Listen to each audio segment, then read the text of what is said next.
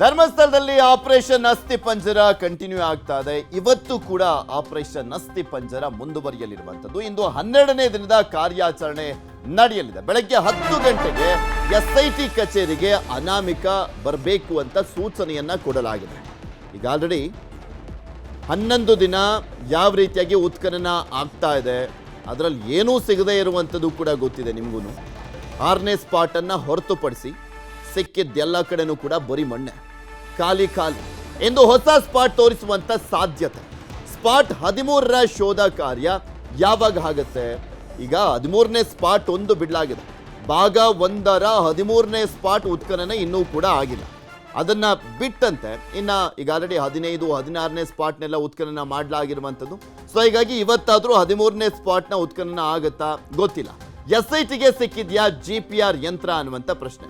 13ನೇ spot ಅನ್ನ GPR ಯಂತ್ರದ ಮುಖಾಂತರ ಉತ್ಖನನ ಮಾಡಬೇಕು ಅನ್ನುವಂಥ ನಿರ್ಧಾರ ಆಗಿದೆಯಂತೆ. ಸೊ ಹೀಗಾಗಿ ಅದೊಂದು ಸ್ಪಾಟ್ ಅನ್ನ ಹಾಗೆ ಉಳಿಸ್ಕೊಂಡಿದ್ದಾರೆ. ಬಿಕಾಸ್ ಅದರ ಮೇಲೆ ಸುಮಾರು 80 ಲೋಡಷ್ಟು ಮಣ್ಣೆಲ್ಲ ಹಾಕಲಾಗಿರುವಂಥ ಕಾರಣಕ್ಕೋಸ್ಕರ ಎಷ್ಟಾಗಿದ್ರೂ ಸಿಗುತ್ತೋ ಇಲ್ವೋ ಅನ್ನುವಂಥ ಅನುಮಾನ. ಸೊ ಹೀಗಾಗಿ GPR ತಂತ್ರಜ್ಞಾನದ ಮುಖಾಂತರ ಅಕಸ್ಮಾತ್ ಅದರಲ್ಲಿ ಏನಾದರೂ ಒಂದು ಅಂದರೆ ಮೆಜರ್ ಅಲ್ಲಿ ಇರುವಂಥದ್ದು ಏನಾದರೂ ಒಂದು ವಿಚಾರ ಸಿಗ್ನಲ್ ಏನಾದರೂ ಗೊತ್ತಾಗಿದ್ದೇ ಆದರೆ ಸೊ ಅಲ್ಲಿ ನೆಕ್ಸ್ಟ್ ಉತ್ಖನನ ಮಾಡಬೇಕು ಅನ್ನುವಂಥದ್ರ ಬಗ್ಗೆ ತೀರ್ಮಾನ ಮಾಡ್ತಾರಾ ನೋಡಬೇಕಾಗಿದೆ.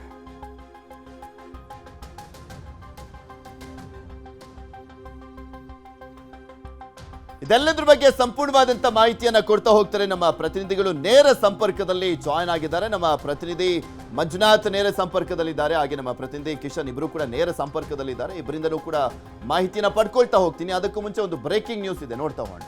ಧರ್ಮಸ್ಥಳದಲ್ಲಿ ಆಪರೇಷನ್ ಅಸ್ಥಿ ಪಂಜರ ಏನು ನಡೀತಾ ಇದೆ ಆ ಕಾರ್ಯಾಚರಣೆಯ ಇಂಚಿಂಚು ಮಾಹಿತಿಯನ್ನ ನಿಮಗೆ ಮೊದಲ ದಿನದಿಂದಲೂ ಕೂಡ ನ್ಯೂಸ್ 18ನಲ್ಲಿ ಕೊಡ್ತಾನೆ ಬರ್ತಾ ಇದೆ.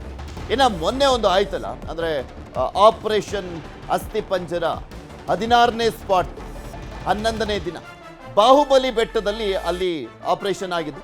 ಬಾಹುಬಲಿ ಬೆಟ್ಟದಲ್ಲಿ ಹಾಗಾದ್ರೆ ಶನಿವಾರ ಆಗಿದ್ದೇನು? SIT ಮುಂದೆ ಅನಾಮಿಕ ಹೇಳಿದ್ದೇನು? ಯಾರ ಶವ ಅಂತ ಹೇಳಿದ್ದ ಹಾಗಾದ್ರೆ ಅನಾಮಿಕ?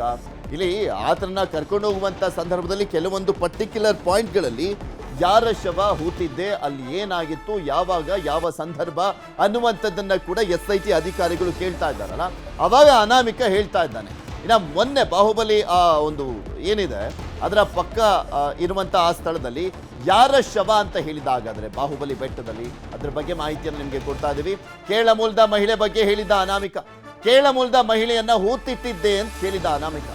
ಆತನ ಕಾನ್ಫಿಡೆನ್ಸ್ ನೋಡಿ 20 ಅಡಿ ಅಗಲ 10 ಅಡಿ ಆಳವನ್ನ ತೋಡಿದ್ರು ಗುಂಡಿನ, ಆದರೂ ಕೂಡ ಏನೂ ಸಿಗ್ಲಿಲ್ಲ.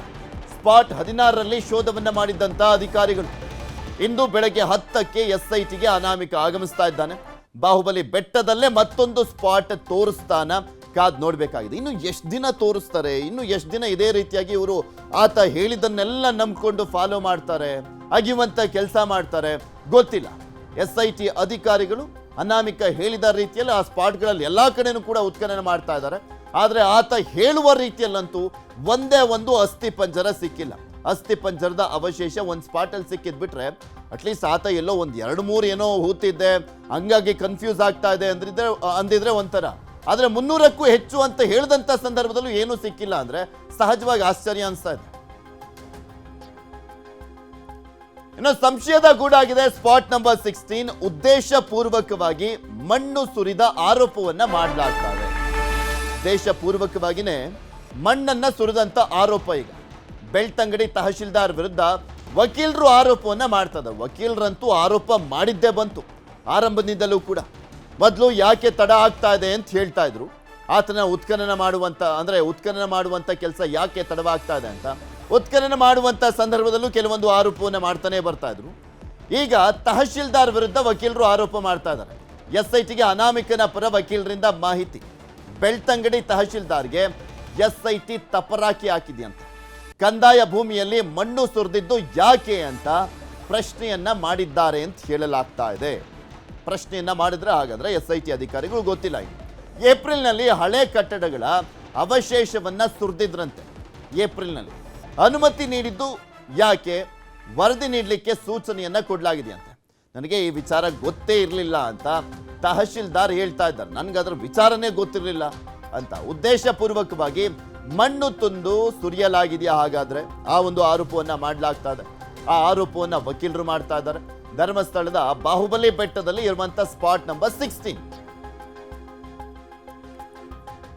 ಇದ್ರ ಬಗ್ಗೆ ಮತ್ತಷ್ಟು ಮಾಹಿತಿಯನ್ನ ಕೊಡ್ತಾ ಹೋಗ್ತಾರೆ ನಮ್ಮ ಪ್ರತಿನಿಧಿ ಮಂಜುನಾಥ್ ನಮ್ಮ ಜೊತೆ ನೇರ ಸಂಪರ್ಕದಲ್ಲಿ ಜಾಯ್ನ್ ಆಗಿದ್ದಾರೆ. ಮಂಜುನಾಥ್, ನೋಡ್ತಾ ಇದ್ವಲ್ಲ, ಉತ್ಖನನ ಕಾರ್ಯ ಸಾಕ್ತಾನೆ ಬರ್ತಾ ಇದೆ. ಇವತ್ತು 12ನೇ ದಿನ. 13ನೇ ಸ್ಪಾಟ್ ನಲ್ಲಿ ಉತ್ಖನನ ಆಗುತ್ತಾ ಅಥವಾ ಬೇರೆ ಸ್ಪಾಟ್ಗಳಲ್ಲಿ ಇವತ್ತೇನಾದ್ರೂ ಉತ್ಖನನ ಮಾಡುವಂತ ಸಾಧ್ಯತೆ ಇದೆಯಾ? ಇನ್ನು ಯಾವಾಗ 13ನೇ ಸ್ಪಾಟ್ ನ ಉತ್ಖನನ, ಏನ್ ಲೆಕ್ಕಾಚಾರ ಹಾಕೊಂಡಿದ್ದಾರೆ SIT ಆಫೀಸರ್ಸ್?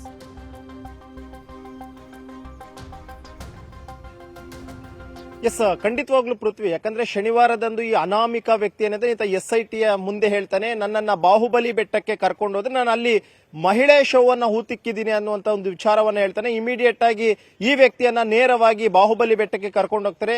ಬಾಹುಬಲಿ ಬೆಟ್ಟಕ್ಕೆ ಹೋದಂತ ಸಂದರ್ಭದಲ್ಲಿ ಆತ ಒಂದು ಭಯಾನಕವಾದಂತಹ ವಿಚಾರವನ್ನು ಕೂಡ SITಯ ಮುಂದೆ ಹೇಳ್ತಾನೆ.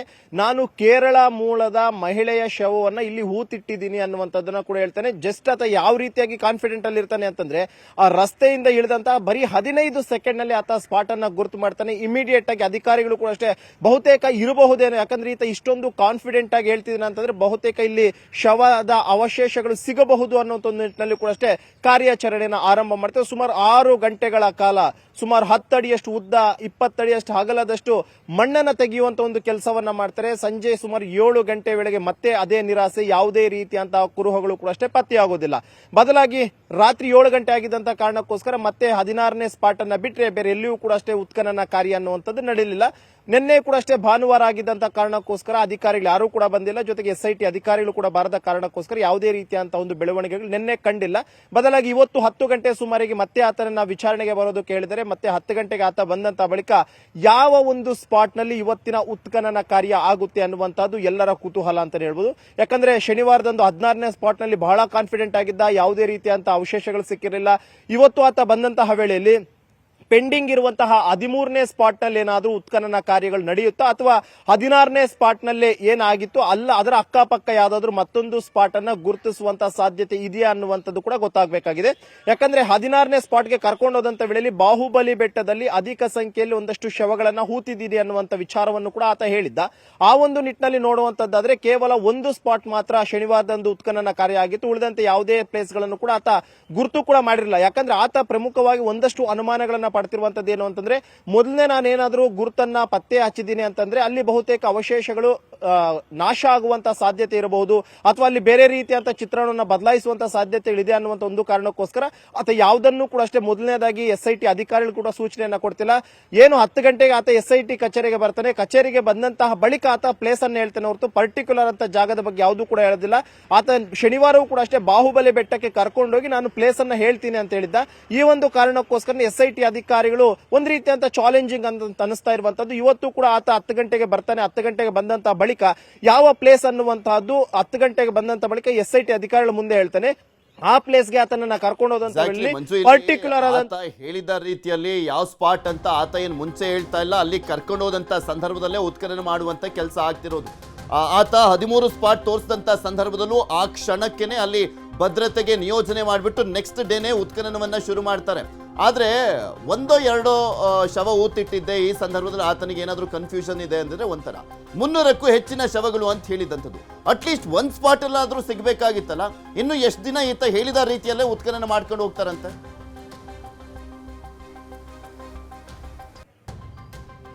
ಎಸ್, ಖಂಡಿತವಾಗ್ಲೂ ಪೃಥ್ವಿ. ಯಾಕಂದ್ರೆ ನೀವು ಹೇಳ್ದಂಗೆ ಈತ ಸುಮಾರು 100 ಶವಗಳನ್ನ ಹೂತಾಕಿದ್ದೀನಿ ಅನ್ನುವಂಥದ್ದನ್ನ SITಯ ಮುಂದೆ ಈತ ಕೊಟ್ಟಿರುವಂತಹ ಒಂದು ಸ್ಟೇಟ್ಮೆಂಟ್. ಆದ್ರೆ ಆತನ ಸ್ಟೇಟ್ಮೆಂಟ್ಗೆ ತಕ್ಕಂತೆ ಇದುವರೆಗೂ ಕೂಡ ಅಷ್ಟೇ 16 ಸ್ಪಾಟ್ ಗಳನ್ನ ಗುರುತು ಮಾಡ್ಕೊಂಡಿದ್ದಾರೆ. 16 ಸ್ಪಾಟ್ ಗಳನ್ನ ಹಗದ್ರು ಕೂಡ ಅಷ್ಟೇ ಯಾವುದೇ ರೀತಿಯಂತಹ ಬಲವಾದಂತಹ ಸಾಕ್ಷ್ಯಗಳು ಅನ್ನುವಂಥದ್ದು ಯಾವುದೂ ಕೂಡ ಸಿಕ್ಕಿಲ್ಲ. ಕೇವಲ ಸ್ಪಾಟ್ ನಂಬರ್ 6ರಲ್ಲಿ ಮಾತ್ರ ಒಂದಷ್ಟು ಮೂಳೆಗಳು ಸಿಕ್ಕಿರುವಂತದ್ದು.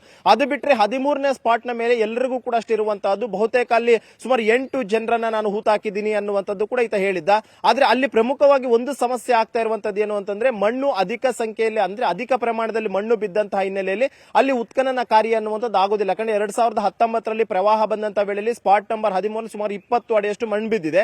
ಆ ಒಂದು ಕಾರಣಕ್ಕೋಸ್ಕರ ಕೂಲಿ ಕಾರ್ಮಿಕರನ್ನ ಇಟ್ಟು 20 ಅಡಿ ಆಗುವಂತದ್ದು ಕಷ್ಟ ಆಗ್ತಿದೆ ಅನ್ನುವಂತ ಕಾರಣಕ್ಕೋಸ್ಕರ ಮತ್ತೆ ಅಲ್ಲಿರುವಂತಹ ಸೇತುವೆಗೂ ಕೂಡ ಅಷ್ಟೇ ಒಂದಷ್ಟು ಸಮಸ್ಯೆ ಆಗಬಹುದು ಅನ್ನುವಂತ ಒಂದು ನಿಟ್ಟಿನಲ್ಲಿ ಇವರೆಲ್ಲರೂ ಕೂಡ ಅಷ್ಟೇ 13ನೇ ಸ್ಪಾಟ್ ಅಲ್ಲಿ ಯಾವುದೇ ಉತ್ಖನನ ಆಗಿಲ್ಲ. ಬದಲಾಗಿ ಇವತ್ತು ಕೂಡ ಅಷ್ಟೇ ಆತ ಏನಾದ್ರೂ 13ನೇ ಸ್ಪಾಟ್ ನಲ್ಲೇ ಉತ್ಖನನ ಮಾಡಿ ಅನ್ನುವಂತ ಪಟ್ಟಿಡಿತಾನ ಅಥವಾ ಬೇರೆ ಇನ್ಯಾನಾದ್ರೂ ಹೊಸ ಪ್ಲೇಸ್ ಅನ್ನ ಗುರುತಿಸ್ತಾನ ಅನ್ನುವಂಥದ್ದು ಬಹುತೇಕ ಇನ್ನೊಂದು ಕೆಲವೇ ಗಂಟೆಗಳಲ್ಲಿ ಗೊತ್ತಾಗಲಿದೆ. ಪೃಥ್ವಿ. ಓಕೆ ಮಂಜು, ಹಾಗೆ ಸಂಪರ್ಕದಲ್ಲಿ ಮತ್ತಷ್ಟು ಮಾಹಿತಿಯನ್ನು ನೆಕ್ಸ್ಟ್ ಪಡ್ಕೊಳ್ತಾ ಹೋಗ್ತೀನಿ. ದಿನ ದಿನಕ್ಕೂ ಕುತೂಹಲ ಮೂಡಿಸಿರುವಂತದ್ದು ಧರ್ಮಸ್ಥಳ ಕೇಸ್. ಇಂದು 13ನೇ ಪಾಯಿಂಟ್ ಶೋಧ ಸಾಧ್ಯತೆ ಇವತ್ತೇ ಮಾಡ್ತಾರಾ ಗೊತ್ತಿಲ್ಲ, ಬಟ್ ಒಂದು ಗೆಸ್ಸು 13ನೇ ಸ್ಪಾಟ್ ಅಲ್ಲಿ ಆಗಬಹುದೇನೋ ಅಂತ. ಇಂದು SIT ಕೈಗೆ GPR ಯಂತ್ರ ಸಿಗುವಂತ ಸಾಧ್ಯತೆ ಇದೆ. ಆ GPR ಯಂತ್ರ ಸಿಕ್ತಿದ್ದ ಹಾಗೆ ಆಪರೇಷನ್ ಮಾಡಲಾಗುತ್ತೆ 13ನೇ ಸ್ಪಾಟ್. ಯಾಕೆಂದ್ರೆ ಅದು GPR ಯಂತ್ರ ತಗೊಂಡ್ಬರ್ತಿದ್ದ ಹಾಗೆ ಪೊಲೀಸರೇ ಆಪರೇಟ್ ಮಾಡುವಂಥದ್ದಲ್ಲ, ಅದಕ್ಕೆ ತಜ್ಞರು ಬೇಕು. ಆ ಕಂಪ್ನಿಯವ್ರಿಗೆ ಮಾತ್ರ ಅದು ಚೆನ್ನಾಗಿ ಗೊತ್ತಿರುತ್ತೆ. ಸೊ ಹೀಗಾಗಿ ಆ ಕಂಪನಿಯ ಒಬ್ಬ ಸಿಬ್ಬಂದಿನೂ ಕೂಡ ಕರ್ಕೊಂಡ್ಬರ್ಬೇಕಾಗುತ್ತೆ. GPR ಸಿಕ್ಕರೆ ಹಿಂದೆ 13ನೇ ಸ್ಪಾಟ್ನಲ್ಲಿ ಉತ್ಖನನ ಆಗುವಂತ ಸಾಧ್ಯತೆ.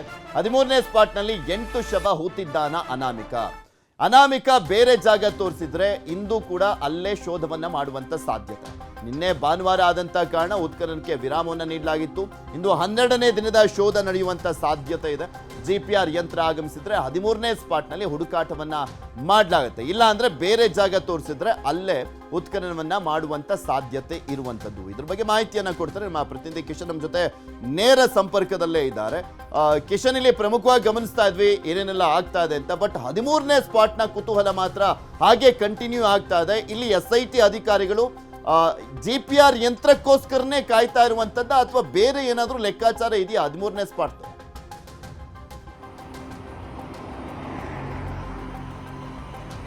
ಪೃಥ್ವಿ, ಈಗಾಗಲೇ 13ನೇ ಸ್ಪಾಟ್ ಇದೆ. ಅದು ಬಹಳಷ್ಟು ಗೊಂದಲದ ಗೂಡಾಗಿರುವಂಥದ್ದು. ಯಾಕೆಂದ್ರೆ ಸಾಕಷ್ಟು ಸಮಯದಿಂದ 13ನೇ ಸ್ಪಾಟ್ ಅಲ್ಲಿ ಏನಿದೆ, ಅದರ ಕೌತುಕ ಏನು ಅನ್ನೋದ್ರ ಬಗ್ಗೆ ಜನಸಾಮಾನ್ಯ ಪ್ರಶ್ನೆಗಳನ್ನು ಎತ್ತಾ ಇದ್ರು. ಆದ್ರೆ ಇದೀಗ 13ನೇ ಸ್ಪಾಟ್ ಅಲ್ಲಿ ಉತ್ಖನನ ಮಾಡ್ತಾರಾ ಇಲ್ವಾ ಅನ್ನೋದೇ ಬಹಳಷ್ಟು ದೊಡ್ಡ ಮಟ್ಟಿನ ಸವಾಲು. ಯಾಕಂದ್ರೆ ಅಲ್ಲಿ GPR ಸಿಸ್ಟಮ್ ಅನ್ನ ಬಳಸೋದಾದ್ರೂ ಕೂಡ ಅದಕ್ಕೆ ಹಲವು ತಾಂತ್ರಿಕ ಅಡಚಣೆಗಳು ಕೂಡ ಇದೆ. ಯಾಕಂದ್ರೆ ಮೇಲ್ಭಾಗದಲ್ಲಿ ವಿದ್ಯುತ್ ತಂತಿಗಳು ಹಾದು ಹೋಗಿದೆ, ಕೆಳಭಾಗದಲ್ಲಿ ಸುಮಾರು 20 ಅಡಿಯಷ್ಟು ಮಣ್ಣು ಅಲ್ಲಿ ಹಾಕಿರುವಂತದ್ದು.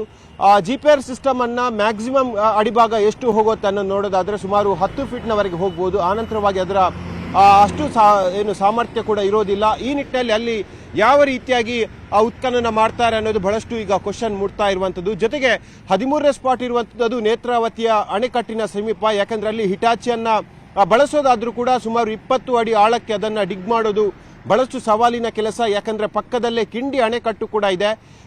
ಈ ಭಾಗದಲ್ಲಿ ಹೆಚ್ಚು ಡಿಗ್ ಮಾಡಿದ್ರೆ ಕಿಂಡಿ ಅಣೆಕಟ್ಟಿಗೆ ಹಾನಿಯಾಗುವಂತಹ ಸಾಧ್ಯತೆಗಳು ಕೂಡ ಇದೆ. ಜೊತೆಗೆ ಅಲ್ಲಿರುವಂತಹ ಪಾರ್ಕಿಂಗ್ ಏರಿಯಾ ಆಗಿರ್ಬೋದು, ರಸ್ತೆಗಳಿಗೆ ಕೂಡ ಹಾನಿಯಾಗುವಂತಹ ಸಾಧ್ಯತೆಗಳು ಕೂಡ ಇದೆ. ಈ ನಿಟ್ಟಿನಲ್ಲಿ 13ನೇ ಸ್ಪಾಟ್ ಎನ್ನುವುದು ಬಹಳಷ್ಟು ವಿಮರ್ಶೆ ಮಾಡಬೇಕಾದಂತಹ ವಿಚಾರ. ಜೊತೆಗೆ SIT ಅಧಿಕಾರಿಗಳು ಈಗಾಗಲೇ ಹಲವು ಸುತ್ತಿನ ಮಾತುಕತೆಯನ್ನ ನೀರಾವರಿ ಹಾಗೂ ಮೆಸ್ಕಾಂ ಇಲಾಖೆಯ ಅಧಿಕಾರಿಗಳ ಜೊತೆ ಮಾತಾಡಿದ್ದಾರೆ. ಡಿಗ್ ಮಾಡಿದ್ರೆ ಅದಕ್ಕೆ ಆಗುವಂತಹ ಸಾಧಕ ಬಾಧಕಗಳ ಬಗ್ಗೆ ಕೂಡ ಪ್ರಶ್ನೆಯನ್ನು ಎತ್ತಿದ್ದಾರೆ. ಮತ್ತೊಂದು ಕಡೆ GPR ಸಿಸ್ಟಮ್ನ ದಿನದ ಬಾಡಿಗೆ ಸುಮಾರು 20 ಲಕ್ಷ ರೂಪಾಯಿ ಅಂತ ಹೇಳಲಾಗ್ತಾ ಇದೆ. ಆದ್ರೆ ಈ ವೆಚ್ಚವನ್ನ ಯಾರು ಭರಿಸ್ತಾರೆ, ಸರ್ಕಾರವೇ ಭರಿಸುತ್ತಾ ಅನ್ನೋದು ಮತ್ತೊಂದು ಪ್ರಶ್ನೆ. ಜೊತೆಗೆ GPR ಅನ್ನ ಇಲ್ಲಿ ತರಬೇಕಾದ್ರೆ ಹಲವು ತಾಂತ್ರಿಕವಾದ ವಿಚಾರಗಳು ಕೂಡ ಇದೆ. ಒಂದು, ಮಣ್ಣು ತೇವ ಇರಬಾರ್ದು, ಮಳೆಯ ವಾತಾವರಣ ಇರಬಾರ್ದು. ಜೊತೆಗೆ ಆ ಕೆಳಭಾಗ ಅಂದ್ರೆ ಆ ಭೂಮಿಯ ಕೆಳಭಾಗ ಏನಾದ್ರೂ ಕಬ್ಬಿಣದ ವಸ್ತುಗಳಿದೆಯಾ ಅಥವಾ ಪೈಪ್ಲೈನ್ಗಳು ಹಾದು ಹೋಗಿದೆಯಾ, ಜೊತೆಗೆ ವಿದ್ಯುತ್ ಸಂಪರ್ಕ ಏನಾದ್ರೂ ಕೆಳಭಾಗದಲ್ಲಿ ಇದೆಯಾ, ಭೂಗರ್ಭದಲ್ಲಿ ಕಬ್ಬಿಣದ ಪೈಪ್ಗಳು ಇದೆಯಾ ಅನ್ನೋದ್ರ ಬಗ್ಗೆ ಈಗ ಕೂಡ ಪ್ರಶ್ನೆಗಳು ಈಗ SIT ಮುಂದೆ ಇಡ್ತಾ ಇರುವಂತದ್ದು. ಈ ನಿಟ್ಟಿನಲ್ಲಿ GPR ಆಪರೇಟರ್ ಈಗಾಗಲೇ ಒಂದು ಸುತ್ತಿನಲ್ಲಿ ಸ್ಪಾಟ್ ನಂಬರ್ 13 ಬಂದು ಅಲ್ಲಿನ ಸ್ಥಳ ವಿಮರ್ಶೆಯನ್ನು ಮಾಡಿ ಹೋಗಿದ್ದಾರೆ. ಸ್ಥಳದ ಬಗ್ಗೆ ಸಾಕಷ್ಟು ಅಧ್ಯಯನವನ್ನು ಕೂಡ ಮಾಡಿ ಹೋಗಿದ್ದಾರೆ. ಇವತ್ತು ಸೋಮವಾರ, ಇವತ್ತು ಸ್ಪಾಟ್ ನಂಬರ್ 13ರ ಉತ್ಖನನ ಕಾರ್ಯ ಆಗುತ್ತೆ ಅನ್ನೋ ಬಹಳ ವಿಶ್ವಾಸವನ್ನ SIT ವ್ಯಕ್ತಪಡಿಸಿತ್ತು. ಆದ್ರೆ ಇವತ್ತು ಕೂಡ ಸ್ಪಾಟ್ ನಂಬರ್ 13ರ ಉತ್ಖನನ ಕಾರ್ಯ ಆಗೋದು ಬಹಳಷ್ಟು ಡೌಟ್ ಅಂತ ಕಾಣಿಸ್ತಾ ಇದೆ. ಯಾಕಂದ್ರೆ SIT ಮುಖ್ಯಸ್ಥ ಪ್ರಣವ್ ಮೊಹಂತಿ ಅವರು ಇವತ್ತು ಮಂಗಳೂರಿಗೆ ಬರಬೇಕಾಗಿತ್ತು. ಈ ಉತ್ಖನನ ಅಂದ್ರೆ ಸ್ಪಾಟ್ ನಂಬರ್ 13ರ ಉತ್ಖನನ ಸಂದರ್ಭದಲ್ಲಿ ಸ್ವತಃ ಮೊಹಂತಿ ಅವರ ಉಪಸ್ಥಿತಿಯಲ್ಲಿ ಅಲ್ಲಿ ಉತ್ಖನನ ಆಗುತ್ತೆ ಅಂತ ಹೇಳಲಾಗ್ತಾ ಇತ್ತು. ಆದ್ರೆ ಇದೀಗ ಅವರ ಪ್ರವಾಸ ಮೊಟಕುಗೊಂಡಿದೆ. ಮುಂದಿನ ಬುಧವಾರದಂದು GPR ಸಿಸ್ಟಮ್ ಅನ್ನ ಬಳಸುವಂತ ಸಾಧ್ಯತೆಗಳು ಸದ್ಯಕ್ಕೆ ಬಹುತೇಕವಾಗಿ ಕಾಣ್ತಾ ಇದೆ. ಜೊತೆಗೆ ಸ್ಪಾಟ್ ನಂಬರ್ 13ರ ಬಗ್ಗೆ ಮತ್ತೆ ಅಧ್ಯಯನ ಮಾಡೋಕೆ ಇಲ್ಲಿ ಕೆಳಸ್ತರದ ಅಧಿಕಾರಿಗಳಿಗೆ ಮೊಹಂತಿ ಅವರು ಸೂಚನೆ ಕೊಟ್ಟಿದ್ದಾರೆ. ತಾಂತ್ರಿಕ ಮತ್ತು ಅಲ್ಲಿರುವಂತಹ ಭೌಗೋಳಿಕ ವಿನ್ಯಾಸ ಆಗಿರ್ಬೋದು, ಭೌಗೋಳಿಕ ಸವಾಲುಗಳ ಬಗ್ಗೆ ಕೂಡ ಅಧ್ಯಯನ ಮಾಡಬೇಕಂತ ಹೇಳಿ ಮೊಹಂತಿ ಅವರ ಸೂಚನೆ ಹಿನ್ನೆಲೆಯಲ್ಲಿ ಇವತ್ತು SIT ಅಧಿಕಾರಿಗಳ ಒಂದು ತಂಡ ಸ್ಪಾಟ್ ನಂಬರ್ 13ಕ್ಕೆ ಇಡೀ ದಿನ ಮೀಸಲಿಟ್ಟಿದೆ.